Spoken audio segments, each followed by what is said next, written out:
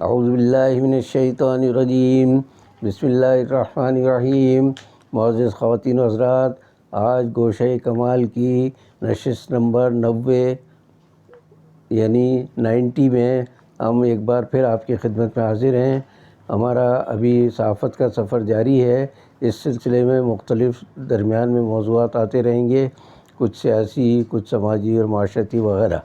تو ان پر بھی درمیان میں موقع بہ موقع گفتگو ہم کرتے رہیں گے۔ پچھلی نشست میں ہم پہنچے تھے مدینہ منورہ، اور آج ہم مدینہ منورہ سے روانگی کا ہمارا سفر ہے، وطن کی طرف ہم عازم ہیں، اس طرف جا رہے ہیں۔ تو اب میں پہلے یہ بتا دوں کہ مدینہ منورہ میں جتنی اہم زیارتیں، مقامات تھے وہ ہم نے دیکھے، اور وہاں جہاں جہاں ضرورت تھی وہاں نوافل پڑھے، فاتح خوانی کی، اور اس طرح مدینہ منورہ کے شہر کا بیشتر حصہ دیکھنے کے بعد ہم روانہ ہوئے ریاض کی جانب، کیونکہ ہماری واپسی ریاض ہی سے تھی۔ ہمیں مدینہ منورہ سے ہوائی جہاز میں ہمارے اپنی گاڑی تھی جو ہم لے کر چلے تھے ریاض سے، اس میں ہمیں دوبارہ ریاض جا کر پھر اپنا سامان لے کر اور پاکستان کی طرف آنا تھا۔ تو یہاں عرض یہ میں کر دوں کہ نبی کریم صلی اللہ علیہ وسلم کے روضے اور آپ کے دو عزیز ترین اصحاب حضرت ابوبکر صدیق اور حضرت عمر رضی اللہ تعالی عنہما، ان کے دربار میں حاضری اور سلام کے نذرانے پیش کرنے کے بعد ہم جب روانہ ہوئے تو ہمارا عالم یہ تھا کہ گاڑی میں بیٹھنے کے بعد بہت دور دور تک ہم پلٹ پلٹ کر مدینہ منورہ میں جو اونچے اونچے مینار ہیں، بڑے روشن مینار، ان کو بس حسرت سے دیکھتے ہوئے ہم جا رہے تھے۔ بعض ہمارے ساتھیوں کی آنکھوں میں آنسو بھی تھے کہ ہمیں یہاں سے بامر مجبوری اور با حسرت و یاس واپس جانا پڑ رہا ہے، ورنہ شاید ہی کسی کا دل چاہے کہ ایک بار مدینہ منورہ میں روضہ نبی صلی اللہ علیہ وسلم کے قریب آ کر پھر واپسی کا تصور کرے۔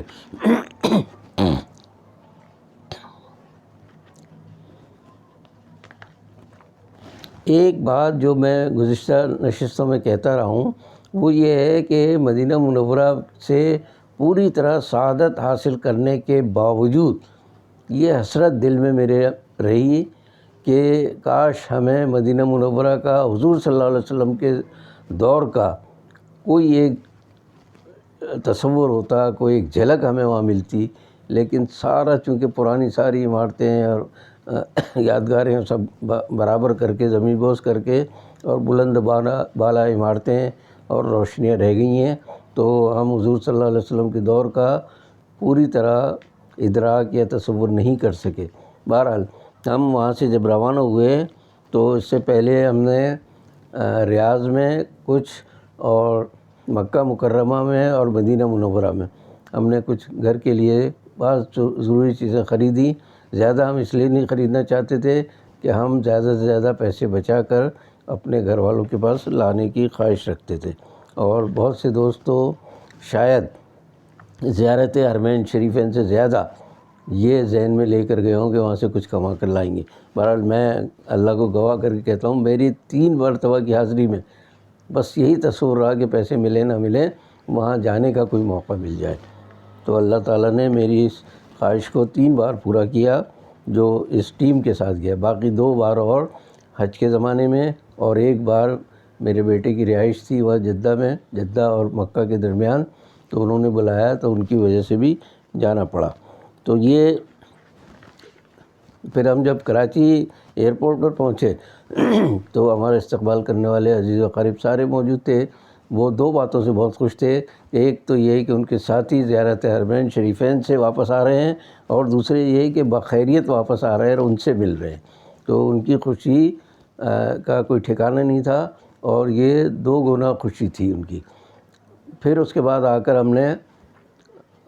پاکستان آ کر اپنے اپنے دفتر میں فرائض سنبھالے اور اپنے کام پر لگ گئے۔ یہاں تکبیر کے حوالے سے کچھ باتیں وقتاً فوقتاً آتی رہیں گی، لیکن آج میں ایک بار پھر یہ بتانا چاہتا ہوں کہ اللہ جانے میرے نصیب میں کیا تھا کہ نام کہیں بڑا نہ آ جائے، کہیں تنخواہ زیادہ نہ مل جائے، کہیں شخص و شہرت نہ مل جائے۔ کون سی رکاوٹیں تھیں، کون لوگ اس کے پیچھے تھے، میں نہیں جانتا۔ اگر تھوڑا سا اندازہ بھی کر سکتا ہوں تو میں بدگمانی نہیں کروں گا اور کسی کا نام نہیں لوں گا۔ اب ایک معاملہ یہ ہوا تکبیر میں کہ ہمارے بہت اچھے ساتھی تھے عبدالسلام سلامی صاحب اور طاہر مسعود صاحب، یہ دونوں رپورٹر تھے اس زمانے میں۔ انہوں نے استعفیٰ دے دیا، تو تکبیر کے صفحے پر جو نام چھپتے تھے اندر والے صفحے پر، وہ اس طرح ہوتے تھے کہ مدیر اعلیٰ محمد صلاح الدین، اس کے بعد مدیر معاون سرور جمال اسمعی صاحب ہوتے تھے، اور پھر معاونین لکھ کر اور ہم 3 افراد کے نام آتے تھے، میرا، سلامی صاحب کا اور طاہر مسعود صاحب کا۔ پہلے میرا ہوتا تھا، باقی بعد میں 2 کا۔ جب یہ دونوں استعفیٰ دے کر چلے گئے، اب مسئلہ یہ ہوا کہ اب پھر یہ عہدے کس طرح تقسیم ہوں۔ چنانچہ کسی نے کیا مجھے نہیں معلوم، تو مدیر اعلیٰ تو صلاح الدین صاحب رہے اور مدیر معاون اسمعی صاحب رہے۔ میرے نام کے ساتھ انہوں نے لگایا نائب مدیر معاون۔ ایک تو نائب مدیر ہو سکتا ہے، ایک مدیر معاون ہو سکتا ہے۔ نائب مدیر معاون کی اصطلاح کس نے گھڑی اور کیوں گھڑی مجھے نہیں معلوم، لیکن یہ کسی اور کو پسند آئے نہ آئے، مجھے تو بالکل پسند نہیں آئے، اس لیے کہ مدیر کا، معاون اور اس کا نائب ایک تیسرے درجے میں لے آ کے مجھے پھینکا۔ مجھے آیا غصہ، میں نے صلاح الدین صاحب سے کہا، میں نے صاحب بول تو یہ اصطلاحی مضحکہ خیز ہے، دوسرے یہ کہ آخر کرنا کیا چاہتے ہیں، میرے ساتھ بتا دیں آپ کے لوگ۔ تو انہوں نے بھی کچھ خیال آیا کہ پھر ہم کیا کریں، کیسے ہو یہ۔ میں نے کہا صاحب بات یہ ہے سیدھی سیدھی کہ آپ مدیر ہیں تو آپ کا نائب ہو سکتا ہے، تو نائب مدیر ہو گیا، ہم معاون ہیں تو مدیر معاون ہو سکتے ہیں، تو مدیر اعلیٰ، نائب مدیر اور مدیر معاون، یہ ترتیب تو سمجھ میں آتی ہے۔ میں تو معاون ہی رہوں گا، کبھی بھی اوپر تو آ نہیں سکتا میں، اس لیے کہ غریب کارکن ہوں، کہیں نہ سفارش ہے میری، نہیں، اور نہ اتنی علمی قابلیت ہے جتنی ان کے ساتھیوں کی تھی۔ تو بہرحال کس نے کیا، کیسے کیا، مجھے نہیں معلوم، لیکن میرے کہنے پر صلاح الدین صاحب مرحوم نے کہا کہ آپ کی بات صحیح ہے، چنانچہ مدیر ہوئے، نائب مدیر ہوئے اور مدیر معاون میں قرار پایا۔ تو یہ ایک اتفاق سے میں اس حوالے سے اس لیے کہہ رہا ہوں کہ صحافت کی دنیا میں بھی اور تکبیر کے دنیا میں، جسارت میں، پھر بعد میں اور اخبار کے سلسلے میں میری خدمات میں بتا نہیں سکتا، اتنا کام کیا تھا میں نے، اس پر میرے ساتھ یہ سلوک کہ یہ کسی طرح کوئی اس کو کوئی بڑا عہدہ نہ مل جائے۔ بھائی مجھے عہدے کی خواہش نہیں ہے، اللہ کے دربار میں اگر حاضری میری اچھے طریقے سے ہو گئی تو وہ میرے لیے اصل ہوگا اور وہی سب سے بڑا عہدہ ہوگا۔ تو یہ تکبیر کا کچھ احوال میں نے ضمناً ابھی کر دیا ہے، ورنہ میں ابھی چل رہا ہوں اس وقت تھوڑی سی ملکی سیاست یا ملک کے حالات پر۔ اس زمانے کے 1986 میں ہم گئے تھے، 87 میں یعنی 87 میں کلدیپ نائر ایک شخص تھا، بھارت کا صحافی، اس نے آ کر ہمارے جو نامور ایٹمی سائنسدان تھے عبدالقدیر خان، ان سے انٹرویو کیا۔ عبدالقدیر خان صاحب سے مجھے تھوڑی سی شکایت یہ کہ ذرا سا شہرت کے طالب رہتے ہیں، وہ چاہتے ہیں کسی طرح اخباری ان کا نام آتا رہے بس۔ تو انہوں نے کہیں یہ انکشاف فرما دیا کلدیپ نائر کے سامنے کہ جی ہم ایٹم بم بنا چکے ہیں، یعنی پاکستان جو ہے ایٹم بم کا حامل ہے، بنا چکے ہیں ہم، اور حقیقت یہ کہ بنا تو چکے تھے، لیکن کہنے کا مقصد یہ ہے کہ ہمارے جو دشمن تھے پاکستان کے اور مسلم ممالک کے یا اسلام کے، ان سب کو سمجھے چڑھانے کے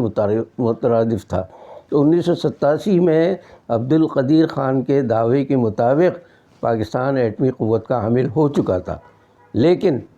ظاہر اس لیے نہیں کرنا چاہتے تھے پاکستان کے حکام کہ اگر ہم نے ڈکلیئر کر دیا، باقاعدہ اعلان کر دیا اس کا، تو اس کے بعد جتنی اسلام دشمن مسلم ممالک کی دشمن قوتیں، وہ سمجھ لیں کہ بھینسے کو ہم نے لال کپڑا دکھا دیا، اس کے بعد وہ بھینسا جو مارنے کے لیے، ٹکر مارنے کے لیے آئے گا تو شاید ہمارا وجود بھی باقی نہ رہے۔ دشمن بہت تھے، وہ کسی طرح نہیں چاہتے تھے کہ پاکستان ایٹمی قوت بنے، اس لیے کہ پاکستان مسلم دنیا کا پہلا اور واحد ایٹمی ملک تھا، ہو سکتا تھا اس وقت، تو ہم نے اعلان نہیں کیا۔ پھر 1998 میں جا کر اکتوبر میں پھر اعلان کیا، اور اعلان بھی مجبوراً کیا، اس لیے کہ 1974 میں پہلا ایٹمی دھماکہ بھارت کر چکا تھا، اس کے خلاف کوئی کارروائی نہیں کی عالمی قوتوں نے، دھمکیاں دی بس تھوڑی سی، اور کوئی کارروائی نہیں۔ ہم خاموش بیٹھے رہے، چپکے کام ہوتا رہا۔ پھر جب 1998 میں بھارت نے ایک بار پھر 4 یا 5 ایٹمی دھماکے بیک وقت کیے، تو پاکستان کو تو جواب دینا لازمی تھا، یہ بتانے کے لیے کہ بھائی ہم کوئی کمزور نہیں ہیں، تم یہ نہ سمجھنا کہ ایٹمی قوت ہو گئے تو پاکستان پر حملہ کر کے اس کو ہڑپ کر لو گے۔ تو پاکستان نے اس کے جواب میں فوراً ہی، اگر اس نے 4 ایٹمی دھماکے کیے تھے تو ہم نے 5 کیے، میرا خیال ہے 5 کیے تھے اس نے، تو ہم نے 6 دھماکے کر کے، اور پچھلے جو دھماکہ تھا 1974 کا، اس کا بھی حساب چکا دیا۔ ساری دنیا نے مانا کہ پاکستان کی ایٹمی قوت بھارت کے مقابلے میں کہیں زیادہ ہے، بہت اچھی ہے، یعنی ہماری ایٹمی صلاحیت حقیقت میں بہت اچھی تھی۔ وہ دن ہے آج کا دن، بھارت کی ہمت نہیں ہوئی کہ پاکستان کی طرف آنکھ اٹھا کر دیکھ سکے۔ وہ بہت کوشش کرتا ہے کہ پاکستان میں حملہ کرے، لیکن اسے پتہ ہے کہ پاکستان کی نہ صرف ایٹمی صلاحیت بلکہ فوجی صلاحیت بھی، اور ہتھیاروں کو، جہازوں کو استعمال کرنے کی صلاحیت، وہ بھارت کے مقابلے میں بہت برتر اور فائق ہے۔ چنانچہ دیکھ لیجئے آپ کہ 1974 کے بعد اسے اندازہ ہو گیا تھا کہ پاکستان بنا رہا ہے ایٹم، ہو سکتا ہے 75-76 میں ہم نے بنا لیا ہو، لیکن ہم نے دنیا کے خوف سے، اس لیے کہ مسلمان کمزور قوم، تو وہ انہیں پتہ تھا کہ امریکہ، برطانیہ، فرانس، جرمنی یہ سب ہمارے خلاف کارروائی شروع کر دیں گے۔ چنانچہ جب ایٹمی دھماکہ کرنے کا خیال آیا، لوگوں کو پتہ چلا، تو بہت دھمکیاں دی گئی پاکستان کو، ہم تمہیں پتھر کے دور میں پہنچا دیں گے، اور ہم تمہاری معاشی بیڑا غرق کر دیں گے، ملک کا برا حال کر دیں گے، سارا مقاطعہ یا بائیکاٹ کریں گے اور تمہیں کچھ بھی نہیں ملے گا۔ لیکن بڑی طاقتیں، ان کے اپنے معاملات ہوتے ہیں، انہوں نے شروع میں دھمکی دی، ہماری کچھ امداد وغیرہ بھی بند کی۔ میں تو کہتا ہوں اگر اس وقت امداد بالکل بند کر دی جاتی تو شاید پاکستان آج اس نہج پر نہ ہوتا کہ ہماری موجودہ حکومت بات بات پہ امداد لیتی ہے، کبھی IMF کی طرف بھاگتی ہے، کبھی ایشیائی بینک کی طرف، کبھی کسی کی طرف، کبھی تو، اور IMF سب سے بڑا تو سپورٹر موجودہ حکومت کا ہو، جس کے لیے کہا تھا کہ ہم اس کے پاس جانے کے بجائے خودکشی کو ترجیح دیں گے۔ تو خودکشی تو کیا کرتے ہیں، اب IMF کے سر پر چوکٹ پہ نہ صرف سر جھکائے ہیں بلکہ پیشانی رگڑ رہے ہیں مسلسل کہ جی، اور اس کے باوجود ایک بات صحیح نہیں ہو سکی ملک میں معاشی لحاظ سے، سارا ویسے بلکہ بد سے بدتر ہوتا جا رہا ہے روز بروز۔ تو کہنے کا مقصد یہ ہے کہ یہ سارا معاملہ ایٹمی دھماکے کی وجہ سے تھوڑے دن چلا، بعد میں سب ٹھیک ہو گیا کہ نہیں بھائی، پاکستان کو ہم مسلم دنیا کا سب سے بڑا اور ایٹمی ملک ہے، تو اس کو ہم مطلب یہ کہ نظر انداز نہیں کر سکتے، کہیں نہ کہیں ہمارے مفادات اس کے ساتھ رہنے چاہیے۔ تو یہ بات بتا رہا ہوں میں 1987 کی، 88 میں۔ اس کے بعد ہوا یہ ہے کہ جنرل ضیاء الحق، جنہوں نے اور جن کی حکومت نے اور جن کے مشیروں نے افغانستان میں سوویت یونین کو ناکوں چنے چبوا دیے تھے، 10 سال تک اس نے حملے کیے افغانستان پر، یہ سوچ کر کہ چھوٹا سا ملک ہے، اس کو تو ہم قابو کر لیں گے۔ 10 سال تک اس کی وجہ یہ تھی کہ پاکستان اس کے پشت پر تھا، جو لڑ رہے تھے وہاں مجاہدین، افغان مجاہدین، ان کو اخلاقی مدد اور تربیت اور اسلحہ امریکہ سے بھی آیا بلا شبہ اس زمانے میں۔ تو اس کی وجہ سے وہ سوویت یونین جو دنیا کی دوسری قوت تھی، دوسری عالمی پاور کہتے تھے اس کو، سپر پاور، اس کے پرخچے اڑ گئے، اس کی ریاستیں الگ ہو گئی سب، اور یہ سوویت یونین صرف روس تک محدود ہو کر رہ گیا۔ اب دماغ خراب ہوا امریکہ کا، اس نے کہا اب میں واحد سپر پاور ہوں، دنیا کی پہلی اور واحد سپر پاور ہوں، میں میرے مقابلے پہ اب کوئی بھی نہیں ہے۔ اس دوران جنرل ضیاء الحق صاحب شہید، ان کا طالبان کے ساتھ، یعنی افغانستان میں جنہوں نے حکومت بنائی تھی بعد میں، ان کے ساتھ معاملات چل رہے تھے۔ امریکہ کو ڈر یہ لگا کہ پاکستان اور افغانستان تو فیڈریشن قائم کر سکتے ہیں، اس لیے کہ نظریات بالکل ایک ہیں دونوں کے، اور جنرل ضیاء الحق اس معاملے میں بہت پرجوش تھے۔ تو انہوں نے دیکھا اس کے بعد مسئلہ کیا تھا، ایک اور اس کو خوف تھا، نہ صرف امریکہ کو بلکہ برطانیہ اور دوسرے مغربی ممالک کو اور اسرائیل کو خاص طور سے، وہ یہ سمجھ رہے تھے کہ یہ اگر انہوں نے وفاق بنا لیا، فیڈریشن بنا لی انہوں نے، تو اس کے بعد یہ چلیں گے دوسرے ممالک کو، مسلم ممالک کو شامل کرنے کے لیے، جس میں آپ کو بتا دوں کہ پاکستان، ایران، افغانستان اور مشرق وسطیٰ کے ممالک،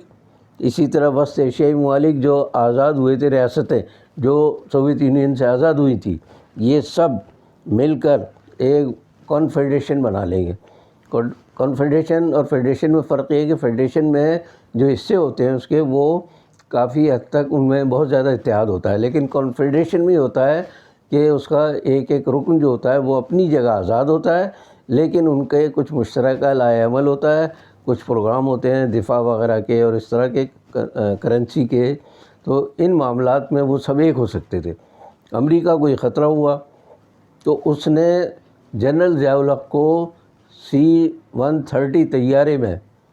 شہید کرایا۔ بھاولپور کے قریب جو حادثہ ہوا تھا جس میں پاکستان کی فوج کے بڑے نامور لوگ، جن میں جنرل اختر عبد الرحمن بھی تھے جو ISI کے سربراہ تھے، وہ بہت سے فوجی، جنرل ضیاء الحق، کچھ سول قیادت، یہ ساری اس طیارے میں سوار تھی۔ بھاولپور کے قریب جب پہنچے ہیں تو طیارے کو حادثہ ہو گیا۔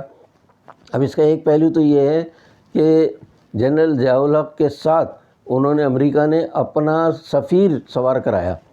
رافیل شاید نام تھا اس کو بھی سوار کرایا، تاکہ کسی کو شک نہ ہو کہ یہ امریکہ نے سازش کی ہے۔